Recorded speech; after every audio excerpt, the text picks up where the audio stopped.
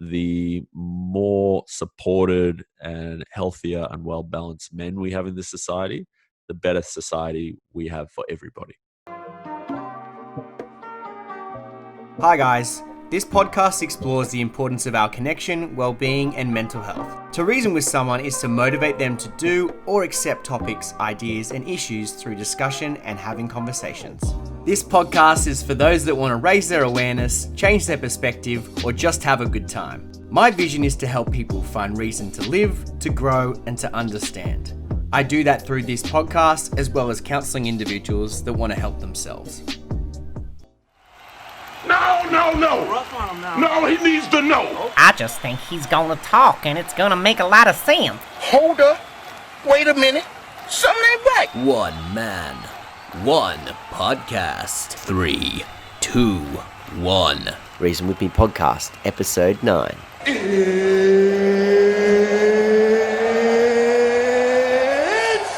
time! All right, another week, another podcast, Reason With Me. Welcome back. Today we have another guest and I'm super pumped to talk about this topic. We're going to be talking about men. We're going to be talking about blokes and masculinity and the vulnerability of men and just how we can support them, how we can help them out and look at their mental health and the challenges and the barriers in our society and yeah. So let's start by introducing Carl. Carl works for Blokes Psychology. Now, few services really focus on the specifics of men's needs. Many men struggle to acknowledge they're experiencing mental health issues, and about 70% of men avoid support altogether. Blokes Psychology are dedicated to ensuring males of all ages can access mental health support and treatment that's tailored and made for men. Now, Carl and a team of psychologists are extremely passionate about men's mental health and understanding the array of challenges males face in today's society and how difficult often is to reach out to others. I'm super pumped, so let's get into it. Okay, Carl, thanks so much for coming on the podcast, man. No worries at all, Jackson. More than happy to. So I'm super excited to talk about this. I think it's going to be a pretty interesting steer into a nice direction, which is probably talking a lot about blokes and men. So what we'll do is talk about the bloke that I'm talking to now. So why don't you tell me who the hell are you and what do you do? Where do you want to start? That's a hard question, I suppose. Yeah. So I'm a psychologist, also business owner of Blokes Psychology, which is a pretty self-explanatory business, I suppose. It's a mental health clinic for males of all ages. So we've been running for about 2 years now.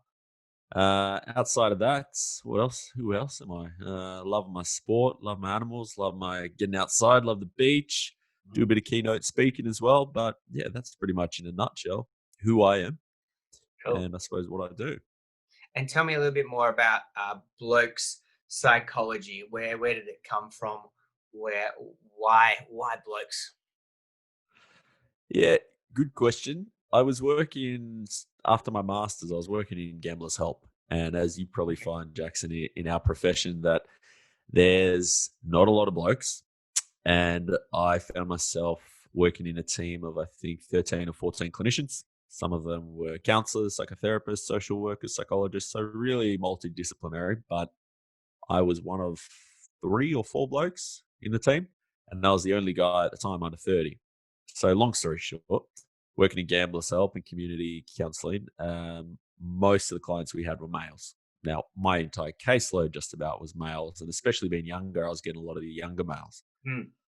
The kind of very long story short, I was having a conversation with a client one day, and it was really evident that he probably could have and should have sought support a hell of a lot more earlier, 5-10 years earlier. I simply naively at the time said, why have you waited for so long to reach out? And he pretty much just looked at me without reservation, said, where would I have gone?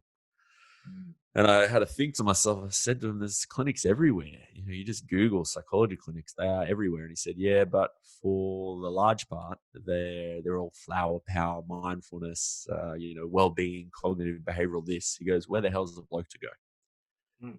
And that pretty much spawned the idea. That night I was having supervision straight after work. I'm a clinical supervisor up the road. And I said to her just in passing, I said, it's almost like there needs to be a Blokes Psychology clinic. And she just said, why don't you do it? I said, I couldn't do that. I'm too early in my career. And she said, I've got a spare room. Why don't you do it? So over the next 3-4 months, I started toying with what it could look like, website, whatnot. Before I knew it, there was a website there ready to go. And I thought, stuff it. I'll give it a go 2 days a week. And here we are 2 years later. Brilliant. Super inspiring as well. I guess I'm on a similar journey, a bit behind you, trying to find my way in the field, especially being a male as a clinician. I've always been the black sheep in terms of majority of the therapists and clinicians that I work with are women, and I think there's a massive gap with a lot of the clients that would prefer to work with men, and a lot of them being men themselves, and it's great to hear that it's actually like something you got that's specific for men to be able to come in, and even just calling it blokes just gives it that like, yeah, we're fair income, we're here for you, and we're gonna work through whatever you're ready to work with. Is that the attitude, I guess, that comes with it? Look, more or less. I mean, if you have a look at our website or any marketing, it's black and white. There's no clinical jargon. There's no nothing. So it really is trying to tailor not only the marketing and all of that, but also our approach in counseling, in treatment to men specifically. Because it was very interesting at the same time as having this sort of ideas and toying with, could I do this? Some early research started to emerge from the University of New South Wales about what components of therapy work for men specifically, what Mhm. doesn't work. And when I started to read these early research papers, it just resonated with me like, wow, this is what I'm experiencing. Mm. A lot of guys were reporting at the time. They interviewed guys who had dropped out of therapy because we know that guys are less likely to reach out for mental health support, and they're less likely to continue to reach the outcomes that they need. And a lot of the guys who had dropped out early was saying, it felt like I was just going and talking to this person. I didn't know where the therapy was heading. There was a lack overall of transparency.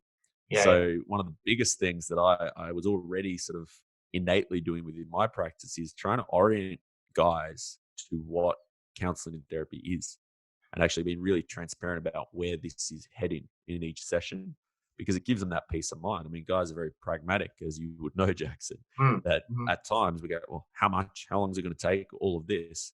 Whereas I think to a large degree in a lot of sort of mental health training, it's general, it's too general in nature. And it's always been the case that we learn how to do therapy for people who want to be there.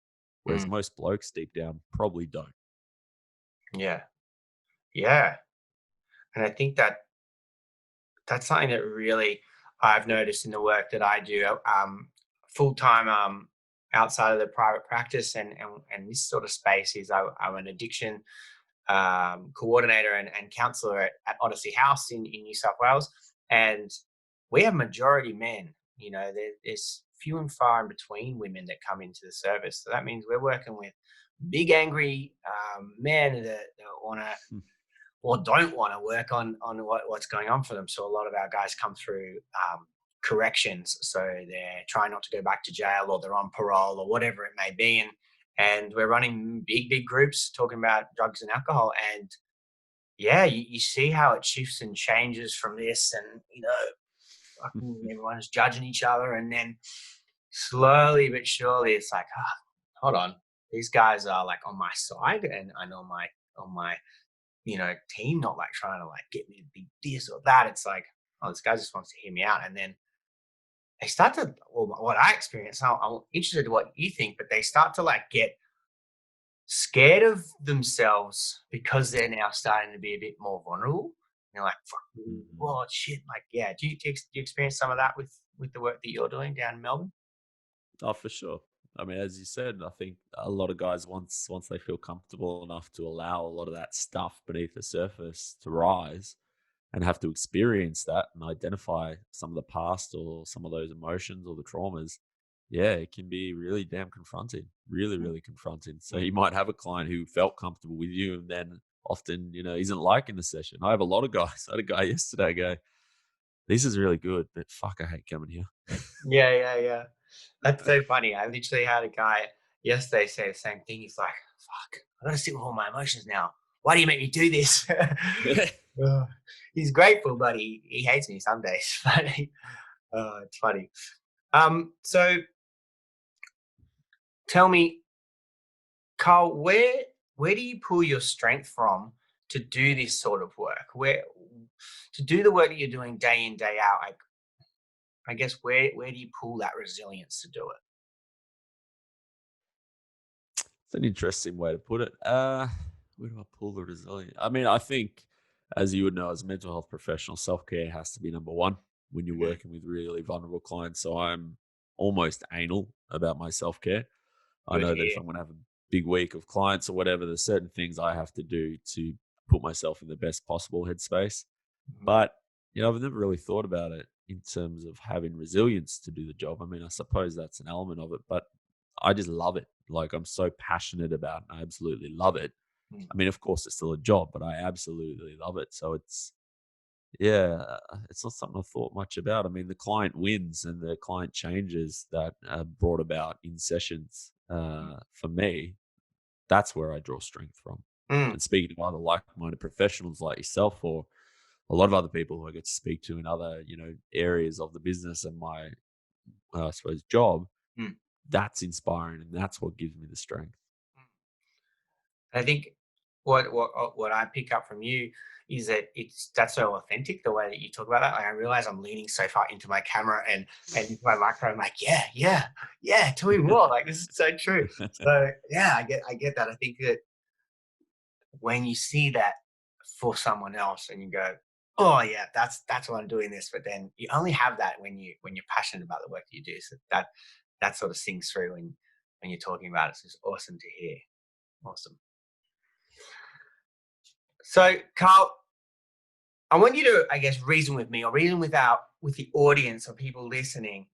Is why is bloke psychology or working with vulnerable men so important in terms of what you can get in terms of their connection that they end up getting with themselves or with others, and then what that work can do once someone is able to, I guess, surrender to coming to therapy in terms of their mental health and their well-being. I think from a broad perspective, Yeah. you can rattle off a number of statistics about depression, anxiety, suicide, domestic violence, or whatever. But from a really broad perspective, the more supported and healthier and well balanced men we have in this society, the better society we have for everybody. Mm, mm, And you can look at any of those stats and sort of go, okay, yeah, that's a hard statement to disagree with. yeah, absolutely. I think the suicide rate with our men is obviously outweighing with the women, and the statistics are high. They're really, really high. I think we've got the leading cause of death in Australia from age 14 to 44. I think. Now that's intense, and a lot of that is men. So really, it's what you said at the start. It's that these guys aren't reaching out for help, and these guys aren't bringing themselves forward. And what do you think the main reason that is? Well, There's it's lots that of fun. reasons, It's obviously. a it's that fundamental stigma, isn't it? Attached to what it means to be a man, being the provider, self-reliance, that stoicism that so often has been celebrated in the past as the typical Australian bloke, the stiff upper lip. It's all of that. Mm, And it's the lack of, I suppose, fathers who have role modeled healthy mental health, healthy self care, healthy emotional expression, healthy vulnerability. And that's not to blame them because they role modeled what they received. mm. But I feel we're really on a wave now in the last 5-10 years in particular of really significantly changing that narrative. Well, mental health so much more widely talked about in our community. We've got X, Y, and Z charities that are doing such amazing work to, decrease that stigma around what we're doing. And I think it's great, especially now being a lot more online than we've ever been before in times of crisis like the COVID-19 shit. It's meaning we're accessing a lot of people that wouldn't normally be reading this stuff or wouldn't normally be getting, served ads or whatever, flicking through their Facebooks and Instagrams all day. And now they're going, oh, this is what's coming up for me. Now they're telling me to, reach out, get connected, whatever. And I think that's only good. That's only good that we're getting a massive more reach. Well, that's it, Jackson. That's why, honestly, I always say yes to whether it be podcasts or interviews or anything at all, because even if this reaches one person, one bloke who resonates with what we're talking about, it'll give him permission to take that step to acknowledge what's going on for him, and then somebody in his life will see that, and that'll, it snowballs. Such a powerful word, permission. I think that's so, just crucial as a thing. It's like people need to be held in space, and then once they are, they go, okay, this is all right. This is good. Do you have an example? I guess you probably had hundreds of clients, Carl. Do you have an example where you've really seen that shift from someone being so disconnected from themselves and I guess just not okay in their well-being, and then through your relationship have had this big shift and now see the world in a completely different light? Yeah, numerous, Jackson. I mean, Well, you'd hope so. yeah. Otherwise, it wouldn't be doing a very good job, would we? Yeah. I mean, it's hard to think of a specific one. I also have to be mindful of confidentiality, but Yeah. I suppose just the power of when you have, say, for example, a bloke who, this is a common presentation that I get, late 20s, early 30s. So he's been relatively successful in his business or career thus far. He's getting to that point of maybe him and his partner settling down or having a baby or whatnot. And he'll say, my partner says, I don't talk about my emotions. She's never seen me cry. If we have an argument or she's upset, like, she doesn't understand why I don't feel sad. And he goes, I don't get that either. But then through a fair bit of work, getting to the point where he goes, wow, I can actually identify my emotions. I can actually make room for them. I can now name them and articulate them. And I'm starting to get better at actually communicating and expressing that to my partner. That is no simple process, but wow, like when you get to that point, you think, shit, the impact that he's going to have on his life going forward, and to think what would have happened if he didn't actually do that work on himself. They're two very separate paths. 100%. I that is exactly the sort of thing that I was like, yeah, I hope you're able to talk a little bit to that, because that's just so important.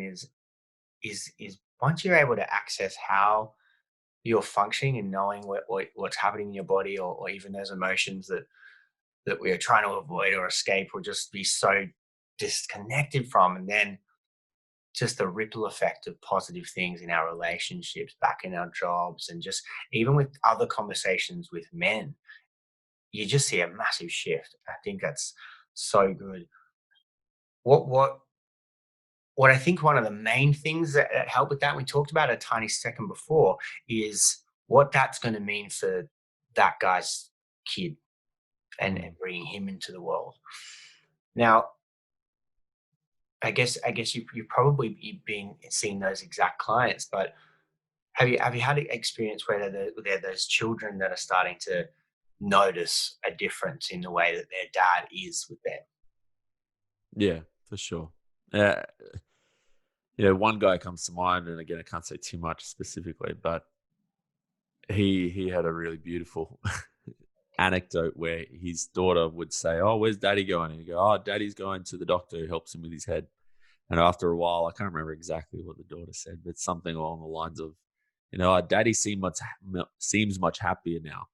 The doctor for your head must be helping, or something like that. Yeah. And I mean, that was when he was explaining that was just so powerful. He broke down because he's like, wow, if a child can observe the change in my demeanor and behavior and how I'm presenting, like that's pretty significant.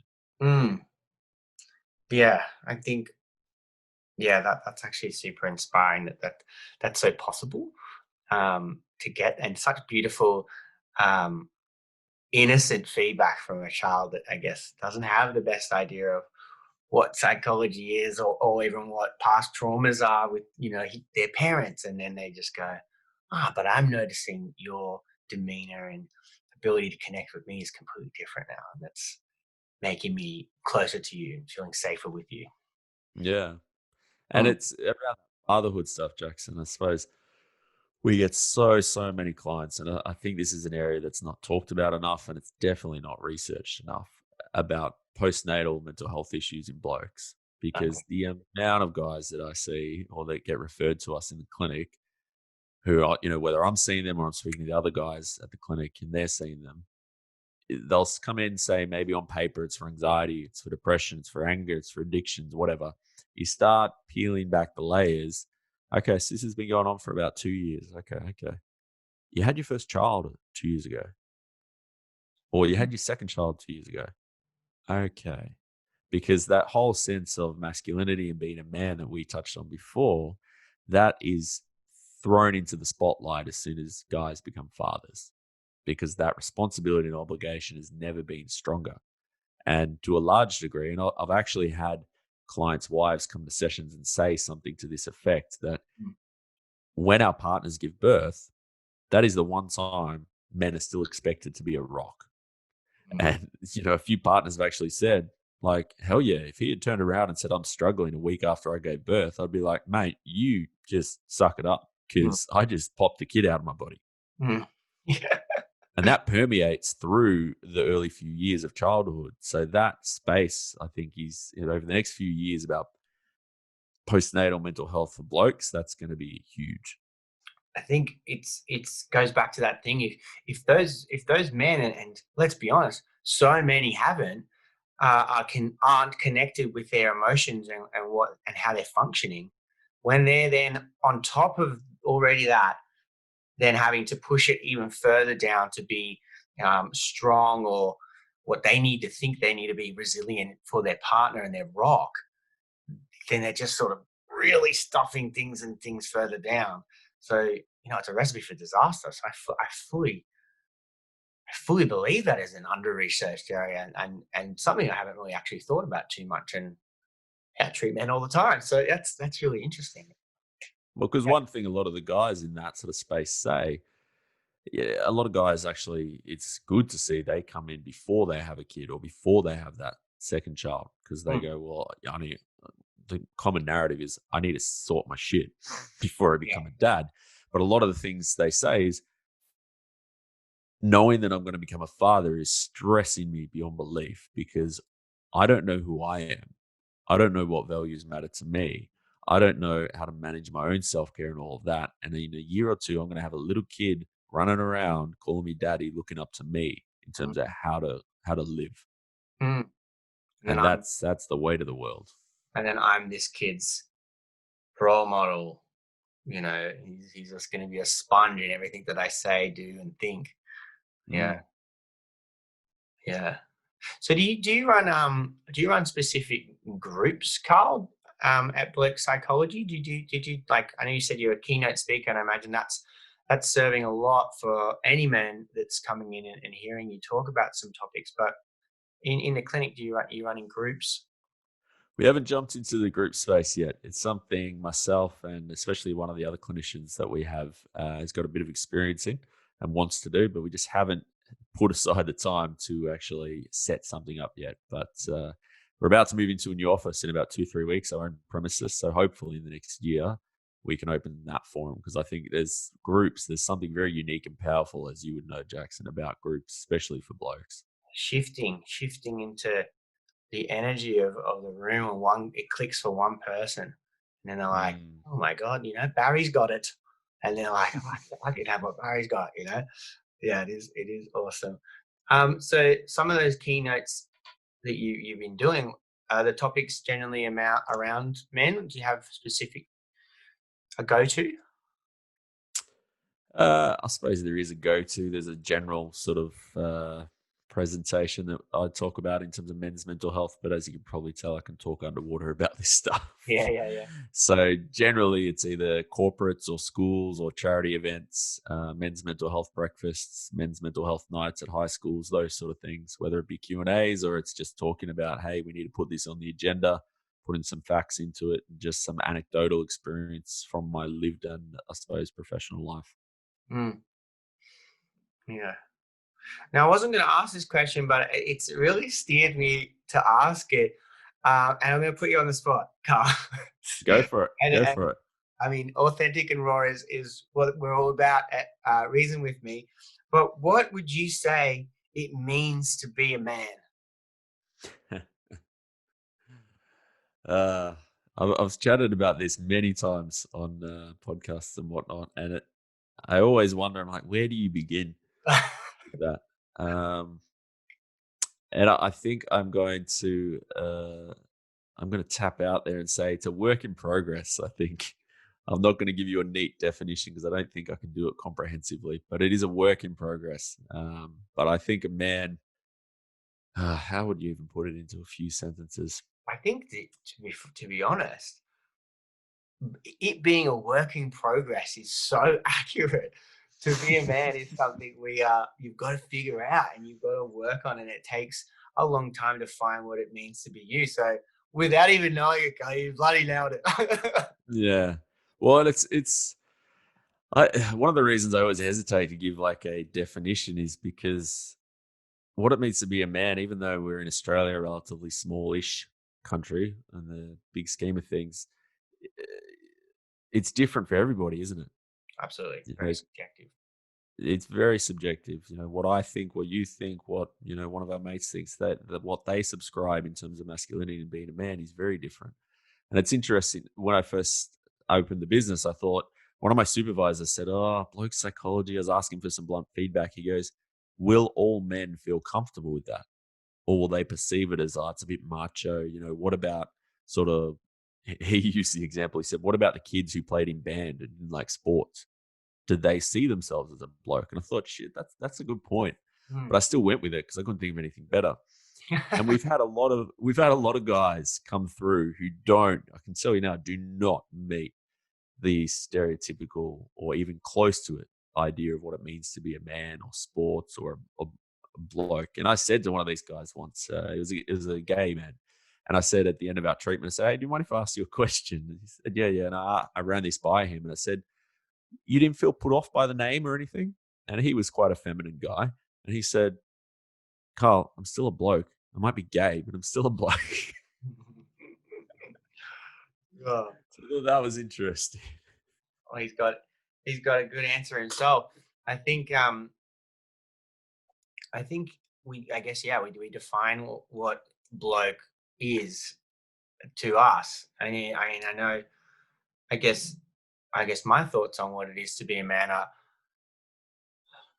I can only speak for myself about. And for me, I think a big part of it is just trying to be as authentic and real as possible and stay away from the stereotypical side of things of what it is that people think I should be and whatnot. I think I take it more into like the human side of stuff.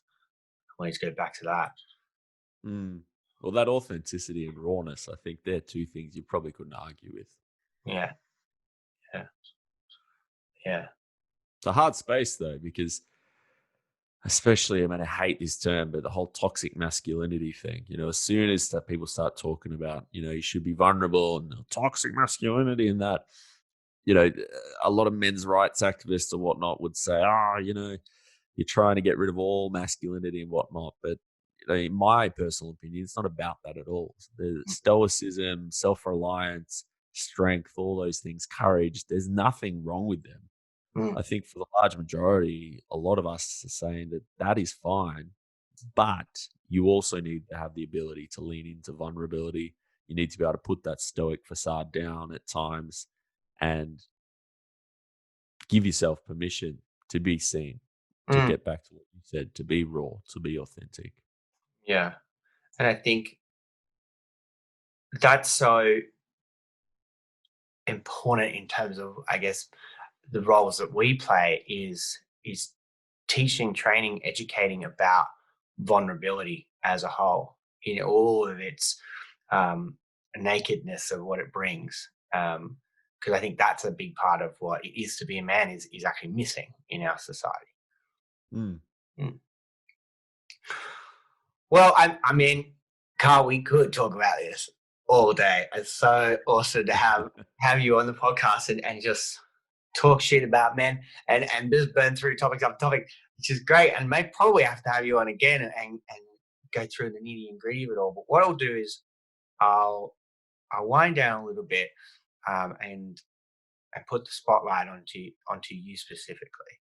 Now, you mentioned some stuff before about where you pull your strength from, Carl, and you named straight away self-care. And I'm a big old advocate for self-care. I think it's the most important thing. I think I'm quite anal about it also. And it's like a religion to me. So what I ask everybody is, what do you do for self-care? What would be your non-negotiable things that you have? My non-negotiables: good sleep.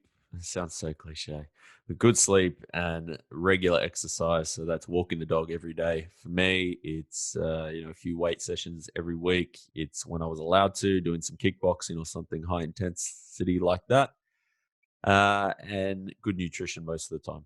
Mm. Those are the fundamentals for me. And it's been interesting with this coronavirus, probably when it all kicked off about a month, 4 or 5 weeks ago, when we were all a bit uncertain. I was sleeping terribly, and I noticed that. Yeah, I was not on my game, and it sucked. I almost see self-care. I'm sure you've heard this analogy, Jackson, of almost like a chair. You've got the 4 legs of the chair. If one of them falls over, you don't have a very solid chair. Mm. Yeah. 100%. 100%. I actually haven't heard that analogy before. Nah. I use the cup. If my cup is not full and I try and pour it out into other people to help them all day, I'm not going to be very helpful for you because I don't have anything left to give. Yes. That is a classic cliche and awesome psychologist response is eat, sleep, exercise. But it's so true. I mean, all of the studies show that the best start to your depression or anxiety is to firstly look at the core basics. Is that sleeping, eating, and exercising, and probably getting a little bit of sunlight. You can't do the things like kickboxing or walking your dog if those things aren't in check, right? No. It's so much harder. So, I mean, for me, and I say this all the time, but like I think for me at the moment, cooking is like my favorite thing, and I'm definitely got the coronavirus belly happening at the moment where all I do is eat. But I don't think I can't get motivated to cook if I'm not sleeping well. And yeah, I think what I really like from you, Carl, is when you say you really notice a shift when you don't do those non-negotiables, and that's crucial. That's so vital. Well, it's often not until you neglect one or two of those things or they're impacted that you go, wow, this is the impact they have on my life. Because most of the time, 80, 90% of the time, I'm really on point with those things. And it was only, as I said, a month or two ago where 3, 4 nights in a row I didn't sleep well because I'm like, oh, what am I going to do with the business? Can we open? Can we close? Oh, what about the clients? And then I was like, wow, this does have a huge impact on me. Yeah. Yeah. Well, that's so great to hear that it's such a you're such an advocate for self-care as well. It's good. Awesome. I love having a little buddy in self-care. So my last question is, what would you like go-to book be? And probably again, like, Jesus, Jackson, stop asking me all these broad ass questions. But if there was a book that you had to choose that's been really powerful for you, or amazing in your career, or even just for your own well-being, what would it be? That one's quite an easy one, actually, Okay. because I suggest this to nearly every client that I see. I'm sure you've heard of it, Jackson. Lost Connections by Johan Hari. Incredible book. Well, I have it here. No, I got another one actually. Yeah, it's a great read. The addictions one. Yeah. Yes. So that's good too, but I think his Lost Connections one is phenomenal. Just how because it basically talks about what we've been talking about. Get the basics right first. Absolutely. I'd love to have him on this podcast. I think he has some awesome way of communicating the importance of connection. Cool. Well, I will 100% put that up on my website, Lost Connections. I don't know how to say his last name. Johan Hari, I think. Johan Hari, sure. Hold you to that one, Carl. But lastly, where can people find you at the moment, and what's going on for you right now? Just blokespsychology.com. Hit it. We've got a pretty big Facebook presence and Instagram presence that we're pretty active on. We've also, I just remembered, we also just launched the podcast similar to yourself, Jackson. So we're pumping out an episode a week at the moment. But yeah, you'll find us somewhere. What's going on? Not a lot. The only difference, I suppose, the new thing for us has been we've always provided telehealth services, but a lot of people have sort of not been too keen to take it up. I've always had a handful of clients around the country, but not many, to be honest. But over the last few weeks, we've had more and more referrals. Like I'm working with a fair few guys in WA, in rural Vic, just because we can now, and people are more open-minded to give it a crack. So, yeah. All right. Well, that all sounds really good, and I'll put all of that on the website, so anyone that wants to find out that sort of stuff can go straight there and click into some of those things and see what Blokes Psychology is all about. Thank you so much for your time, Carl. It's honestly such a pleasure and an honor to have you on the podcast to talk about something so specific, that is men and men's mental health and well-being. So thank you. No, absolute pleasure, Jackson. Thank you for reaching out. All right. All the best, man. Take care. Do you want to find out more about how therapy can help you kick some goals? Go check out findreasontherapy.com.au or the Find Reason Therapy Instagram page.